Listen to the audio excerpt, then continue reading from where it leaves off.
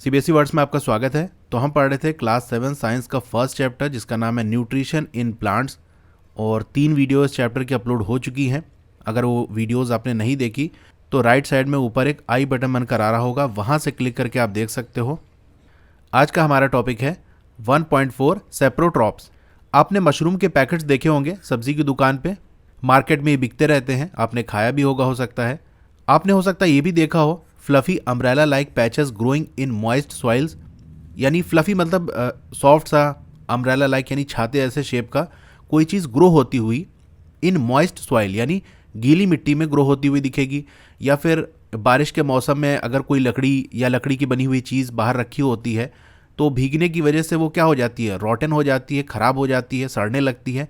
तो लकड़ी जब सड़ने लगती है तो वहाँ पर भी आप ऐसा देखोगे कि जैसे मान लो ये आपकी पूरी लकड़ी है और कुछ धब्बे धब्बे जैसा बनना शुरू हो जाएगा और उसके बाद वो ग्रो होके एक छाते जैसा शेप बना लेगा, जैसा कि आपको नीचे यहाँ पर डायग्राम में दिया हुआ है। तो ये आपके क्या होते हैं, मशरूम होते हैं। इस इमेज में आप देख सकते हो यहाँ पर एक लकड़ी में ये ग्रो हुआ है और इसका शेप भी आपका अम्ब्रेला जैसा होता है। तो ये मशरूम्स कहाँ ग्रो होते हैं, आपकी गीली मिट्टी हो गई या फिर लकड़ी वगैरह हो गई, जब सड़ने लगती है भीग के तो वहाँ पर ही आपको ग्रो होते हुए दिखेंगी। अब चलिए हम पता लगाते हैं कि किस तरह के न्यूट्रिएंट्स की इन्हें ज़रूरत होती है ज़िंदा रहने के लिए, और ये न्यूट्रिएंट्स उन्हें मिलते कहाँ से हैं। अब बूझो ये जानना चाह रहा है कि ये जो ऑर्गेनिजम्स हैं, यानी मशरूम की बात हो रही है, ये कैसे न्यूट्रिएंट्स हासिल करते हैं। उनके माउथ तो होते नहीं जैसे कि एनिमल्स के होते हैं, ना ही ये ग्रीन प्लांट के जैसे होते हैं कि अगर ग्रीन हमें दिखेंगे तो हम कह देंगे क्लोरोफिल है। तो इनके अंदर क्लोरोफिल बहुत कम होता है, ना के बराबर होता है। तो ये फोटोसिंथेसिस करके अपना फूड बना भी नहीं सकते, यानी इनके कोई माउथ नहीं होता जिसके ज़रिए हमको दिखे कि हाँ ये खा रहे हैं, ना ही ये खुद से अपना फूड बना लेते हैं। तो इन्हें फूड मिलता कहाँ से, इन्हें न्यूट्रिएंट्स मिलता कहाँ से है। तो सिंपल सी बात है, जहाँ पर भी ये ग्रो होते हैं, जैसे अगर गीली मिट्टी में ग्रो हो रहे हैं तो उस मिट्टी के अंदर जो न्यूट्रिएंट्स हैं उसी को वो ले लेते हैं, या लकड़ी पे ग्रो हो रहे हैं तो लकड़ी के अंदर जो न्यूट्रिएंट्स हैं उसको लेकर ये ग्रो हो जाते हैं। अब हम एक्टिविटी 1.2 डिस्कस कर लेते हैं। आपको क्या करना है, एक ब्रेड का टुकड़ा लेना है और पानी से उसे गीला कर लेना है। ठीक है, थोड़ा सा पानी उस पर डाल देना और उसे मॉइस्ट यानी गीले और वार्म यानी थोड़ा सा गर्म जगह पर आपको रख देना है 2-3 दिन के लिए। तब तक के लिए आपको रखना है जब तक कि एक फ्लफी पैचेस यानी सॉफ्ट से कोई धब्बे आपको दिखना शुरू ना हो जाए। जब दिखने लगे तब आपको क्या करना है, ऑब्जर्व करना है इन पैचेस का कलर। तो इनका कलर जनरली आपको ग्रे कलर का दिखेगा, या बहुत से केसेस में आपको थोड़ा सा ग्रीन कलर का भी दिखता है। ठीक है, ग्रे या ग्रीन इस तरह से आपको कलर दिखेगा। अब इन पैचेस को, ये जो धब्बे आपको ब्रेड पे दिखेंगे, उसको माइक्रोस्कोप में देखना है या फिर मैग्नीफाइंग ग्लास के अंदर के थ्रू आपको देखना है। जो भी चीज़ आप ऑब्जर्व कर रहे हो उसे अपनी नोटबुक के अंदर लिखो। तो आपको ये ऑब्जर्व होगा एक cotton like thread spread on the piece of bread, यानी उस ब्रेड पे आपको कॉटन जैसे धागे दिखना शुरू हो जाएंगे जो हर तरफ फैले हुए होंगे। इस इमेज में आप देख सकते हो ब्रेड पे इस तरीके से आपको कुछ ग्रो होता हुआ दिखेगा। जब आप मैग्नीफाइंग ग्लास या माइक्रोस्कोप से देखोगे तो देख रहे हो कॉटन जैसा, रुई जैसा नहीं दिख रहा है, ये हेयर जैसा यहाँ पर पूरी ब्रेड पे फैला हुआ दिखेगा। यहाँ पर भी आपको इमेज दिख रही होगी। ठीक है, ये ब्रेड है ऐसा, यहाँ पर थोड़ा सा ग्रीन कलर का आपको दिखेगा। इसको अगर जूम करो इतने रीजन को तो इस तरह से यहाँ पर भी हेयर जैसा आपको ग्रो होता हुआ दिखेगा। तो ये जो ग्रो हुआ है वो क्या है, फंजाई है जो कि ब्रेड पे ग्रो हो रहा है। फंजाई क्या होते हैं, ये एक ऑर्गेनिजम्स होते हैं। तो ब्रेड पे जो चीज़ ग्रो होती है वो भी आपका फंजाई होता है, और ये जो मशरूम है ये भी एक तरह का फंजाई होता है। They have a different mode of nutrition. तो इनका मोड ऑफ न्यूट्रिशन भी क्या होता है, अलग होता है। हमने ऑटोट्रॉफिक देख लिया, हेटेरोट्रॉफिक देख लिया, अब यहाँ एक और तरीके का मोड ऑफ न्यूट्रिशन हम देखेंगे। अब ये जो फंजाई हैं जो कि ब्रेड पे ग्रो हो रहे हैं, ये क्या करते हैं, एब्जॉर्ब करते हैं nutrients from the bread. Bread में जो न्यूट्रिएंट्स प्रेजेंट होते हैं, जो फूड होता है ब्रेड का, वो ये एब्जॉर्ब कर लेते हैं। तो ऐसा मोड ऑफ न्यूट्रिशन जहाँ पर कोई भी ऑर्गेनिज्म न्यूट्रिएंट्स लेता है from dead and decaying matter, यानी या तो वो चीज़ डेड हो गई है या फिर डीके हो रही है, यानी वो सड़ रही है, ख़त्म हो रही है। तो वहाँ से जो ऑर्गेनिज्म अपना न्यूट्रिशन लेते हैं उन्हें हम क्या कहते हैं, सेप्रोट्रॉफिक न्यूट्रिशन। इसके अंदर आपके मशरूम भी आ जाएंगे, जहाँ पर ये भी जैसे लकड़ी है वो सड़ रही है तो वहाँ से न्यूट्रिशन ले लिया। ब्रेड है, जब गीला कर दोगे तो ब्रेड ख़राब होने लगेगी, तो वो डिके हो रही है, सड़ रही है, ख़राब हो रही है, तो वहाँ से ये लोग अपना फूड ले लेते हैं।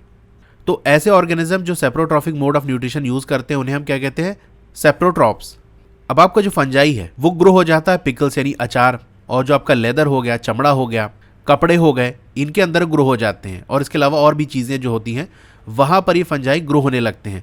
अगर हम उन चीज़ों को छोड़ दें गर्मी में और ह्यूमिड वेदर में, यानी नमी वाले मौसम में, ऐसा मौसम जब आपको पसीना ज़्यादा निकलता है, तो वो वाली गर्मी के अंदर अगर हम चीज़ों को ऐसे ही छोड़ देंगे, अचार हो गया या चमड़े की चीज़ हो गई या कपड़े हो गए, तो यहाँ पर फंजाई ग्रो होने लगेंगे, ठीक है, लंबे समय तक अगर हम छोड़ देंगे। अब बारिश के मौसम में ये जो फंजाई हैं वो स्पॉइल कर देते हैं, सड़ा देते हैं, ख़राब कर देते हैं बहुत सारी चीज़ों को, क्योंकि ह्यूमिड वेदर चाहिए, ऐसा मौसम जहाँ पर नमी ज़्यादा हो, ठीक है। तो बारिश के मौसम में ऐसा होता है, इसीलिए बारिश के मौसम में पसीना बहुत ज़्यादा आपको निकलता है अगर गर्मी पड़ने लगे तो। अपने पेरेंट्स आप पूछिए अबाउट द मीनेस, मीनेस का मतलब खतरा, of fungi in your house, यानी अपने पेरेंट्स से फंजाई के खतरे के बारे में पूछिए, तो आपको बताएंगे कि बहुत ज़्यादा प्रॉब्लम होती है और बारिश के मौसम में हर चीज़ को बहुत ज़्यादा बचा के रखना पड़ता है, नहीं तो फंजाई उस पर ग्रो होने लगेंगे और वो चीज़ों को ख़राब कर देंगे। अब जो फंगल स्पोर्स होते हैं, यानी फंजाई के स्पोर्स, जो बीज होते हैं, वो एयर के अंदर प्रेजेंट रहते हैं।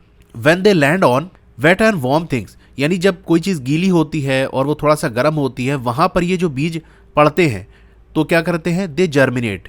जर्मिनेट का मतलब उगना, ग्रो होना शुरू हो जाते हैं, यानी वो बीज एक प्लांट में कन्वर्ट होना शुरू हो जाती है और वो इस तरह से ग्रो होने लगते हैं।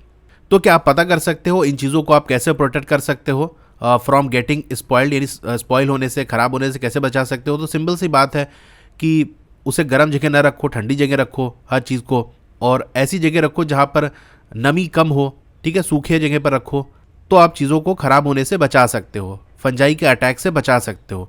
अब यहाँ पर ये लोग क्या बात कर रहे हैं, ज़रा इसको हम देख लेते हैं। अब पहले ये जानना चाह रही है उसके जो ब्यूटीफुल शूज़ हैं जो कि वो ख़ास मौक़ों पर किसी फंक्शन में, किसी पार्टी के अंदर पहनती है, क्या वो भी फंजाई की वजह से ख़राब हो जाएंगे बारिश के सीज़न में? तो हाँ, अगर ऐसे ही रखा गया तो वो ख़राब हो सकते हैं। और वो जानना चाहती है कि जो फंजाई है ये अचानक से बारिश के मौसम में कैसे आ जाते हैं? तो जैसे कि हमने पढ़ लिया कि अचानक से नहीं आते, बीज उसके एयर में प्रेजेंट रहते हैं, बस बारिश के मौसम में उनको अच्छी कंडीशन मिल जाती है, ऐसा एटमॉस्फेयर मिल जाता है जहाँ पर वो ग्रो हो सके, तो इसीलिए बारिश के सीज़न में ग्रो होने लगते हैं, वरना प्रेजेंट तो हर टाइम रहते हैं। अब बूजो कह रहा है कि उनके दादाजी एक बार बता रहे थे कि उनके जो गेहूं का खेत है वो ख़राब हो गया था फंगस की वजह से। अब फंगस और फंजाई क्या है? तो एक को हम क्या कहते हैं, फंगस कहते हैं, यानी ये सिंगुलर फॉर्म है, और ढेर सारों को, यानी जो ग्रुप होता है उसे हम फंजाई कहते हैं। तो यहाँ पर सिर्फ सिंगुलर और प्लूरल का फ़र्क है, बाकी बात एक ही चीज़ की जा रही है। जैसे अगर आप अपने बारे में सिर्फ बात करते हो तो क्या कहोगे, मैं पढ़ रहा हूँ, और कई लोग पढ़ रहे हैं तो आप क्या कहोगे, हम पढ़ रहे हैं। तो इसी तरीके से अगर एक है तो हम कहेंगे वो फंगस है, अगर ढेर सारे आ जाएंगे तो हम कहेंगे वो फंजाई है, पूरा ग्रुप को हम फंजाई कहते हैं।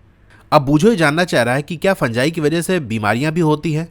तो पहेली बता रही है कि बहुत सारे जो फंजाई होते हैं, जैसे कि आपका यीस्ट हो गया, मशरूम हो गया, ये यूज़फुल होते हैं। यीस्ट वगैरह नान बनाने में और ब्रेड वगैरह बनाने में यूज़ होते हैं, और मशरूम को तो हम वेजिटेबल में मिलाकर साथ में खाते हैं। कुछ ऐसे फंजाई होते हैं जिनकी वजह से बीमारियां होती हैं, प्लांट में भी होती है, एनिमल्स में भी होती है, यहाँ तक कि हम इंसानों में भी फंजाई की वजह से बीमारियां होती हैं। और कुछ ऐसे फंजाई होते हैं जिनकी मदद से मेडिसिन बनाई जाती है, दवाई बनाई जाती है। तो फंजाई को हम अच्छा बुरा नहीं कह सकते, बहुत से अच्छे होते हैं, बहुत से बुरे होते हैं। अब कुछ ऐसे ऑर्गेनिज्म होते हैं जो एक साथ रहते हैं और जो शेल्टर है और न्यूट्रिएंट्स है उसे शेयर करते हैं, यानी एक ही जगह रहते हैं। मान लो एक के पास रहने का ठिकाना है तो दूसरे कहा कि आओ मेरे साथ रह लो, और जो बाहर से आ रहा है उसके पास न्यूट्रिएंट्स है, खाने की चीज़ है, तो वो अपना खाना इसके साथ शेयर कर लेता है, ठीक है। तो दोनों लोग एक दूसरे के साथ अपनी अपनी चीज़ें शेयर करते हैं। इस रिलेशनशिप को, इस रिश्ते को हम क्या कहते हैं, सिम्बियोसिस। यानी एक के पास कोई चीज़ है, दूसरे के पास कोई चीज़ है, दोनों ने आपस में एक दूसरे की चीज़ों को शेयर कर लिया। यानी एक के पास शेल्टर है, रहने की जगह है, दूसरे के पास न्यूट्रिएंट्स है, खाने की चीज़ है, दोनों ने आपस में एक दूसरे की चीज़ों को शेयर कर लिया कि चलो मिल बांट लेते हैं। एग्जाम्पल से हम समझ सकते हैं, जैसे बहुत से फंजाई हैं जो कि प्लांट की जड़ों में रहते हैं, तो इनके बीच, प्लांट और फंजाई के बीच में कैसा रिश्ता होगा, सिम्बियोसिस वाला रिश्ता होगा। प्लांट क्या करते हैं, न्यूट्रिएंट्स प्रोवाइड करते हैं फंगस को, यानी प्लांट जो भी फूड बनाएंगे वो फंगस को दे देंगे। बदले में जो फंगस है वो क्या करेंगे, वाटर और कुछ और तरीके के न्यूट्रिएंट्स प्रोवाइड करेंगे। जैसे आप हो गए और आपका दोस्त हो गया, अपने टिफ़िन शेयर करते हैं ना, तो आप अपने टिफ़िन से उसको कुछ दे देते हो, वो अपने टिफ़िन से आपको दे देता है, तो इसी तरीके से ये लोग भी करते हैं। अब कुछ ऑर्गेनिज्म होते हैं जिन्हें हम लाइकेंस कहते हैं। इसमें क्या होता है, अ क्लोरोफिल कंटेनिंग पार्टनर, यानी लाइकेंस के अंदर दो लोग होंगे। एक वो होगा जिसके पास क्लोरोफिल होगा, जिसको हम एल्गा कहते हैं। अब एल्गा क्या होता है, आपने एल्गी पढ़ा है, ये आपका प्लूरल फॉर्म होता है और एल्गा उसका सिंगुलर फॉर्म होता है, यानी एक को हम एल्गा कहेंगे और ढेर सारे होंगे तो हम एल्गी कहेंगे। एल्गी, एल्गा जो भी कह सकते हो, उसके अंदर क्लोरोफिल प्रेजेंट होता है। क्लोरोफिल प्रेजेंट, इसका मतलब ये अपना फूड बनाएगा खुद से। और एल्गी को हम हिंदी में अगर बात करें तो काई कहते हैं, अभी हमने पढ़ा भी था इसके बारे में। कि जो पानी रुका होता है या पॉन्ड वगैरह हो गया तो वहाँ पर ये एल्गी प्रेजेंट होती है, ग्रीन रंग की होती है, यानी काई जम जाती है। तो लाइकेंस के अंदर एल्गा और फंगस ये एक साथ रहते हैं। अब फंगस क्या करता है, शेल्टर प्रोवाइड करता है, वाटर और मिनरल्स प्रोवाइड करता है एल्गा को। यानी फंगस कहेगा कि चलो आओ मेरे साथ, हम तुम्हें रहने की जगह देते हैं, पानी भी देंगे, मिनरल्स भी देंगे। बदले में एल्गा क्या देगा फंगस को, एल्गा प्रिपेयर करेगा फूड को और फंगस को प्रोवाइड करेगा, क्योंकि एल्गा क्या होता है, इसके पास क्लोरोफिल होता है, ये अपना फूड बना लेगा, फूड बनाएगा तो फंगस के साथ शेयर कर लेगा। तो ये लाइकेंस की इमेज है, जैसे आप देख सकते हो पेड़ है, इसकी डाल पे ये ग्रीन कलर के जो पूरा लगा है इसे हम लाइकेंस कहते हैं। इसके अंदर फंगस और एल्गा दोनों ही प्रेजेंट है। तो यहाँ आके आज का हमारा टॉपिक कंप्लीट हो जाता है। इस चैप्टर की और वीडियोस अगर आपको देखनी है तो इस तरह से आपका मोबाइल होगा, वीडियो प्ले हो रही होगी, पहले तो आप वीडियो को लाइक कर लो, इधर लाइक का बटन होगा और सब्सक्राइब कर लो चैनल को। उसके बगल में एक बेल का आइकन है, उस पर क्लिक करके ऑल पे क्लिक कर देना है, जिससे जब भी नई वीडियो आएगी आपको मैसेज आ जाएगा। अब वीडियो के नीचे एक डाउन एरो होगा, उस पर आपको क्लिक करना है। स्क्रॉल डाउन करोगे तो इस चैप्टर की जितनी भी वीडियोस हैं उन सब का लिंक आपको मिल जाएगा। पार्ट 1, पार्ट 2, पार्ट 3 इस तरह से करके होगा, और उसके सामने जो भी ब्लू कलर से लिंक होगा उस पर क्लिक करोगे तो वो पार्ट वाली वीडियो प्ले होने लगेगी। और नीचे आओगे तो यहाँ पर और भी जो सब्जेक्ट्स हैं उनकी प्लेलिस्ट का लिंक आपको मिल जाएगा। जैसे क्लास 7 साइंस है ना, तो उसके सामने वाले लिंक पे क्लिक करोगे तो क्लास 7 साइंस की प्लेलिस्ट ओपन हो जाएगी। वहाँ पर सारे ही चैप्टर्स की वीडियो आपको मिल जाएगी। Okay, thank you.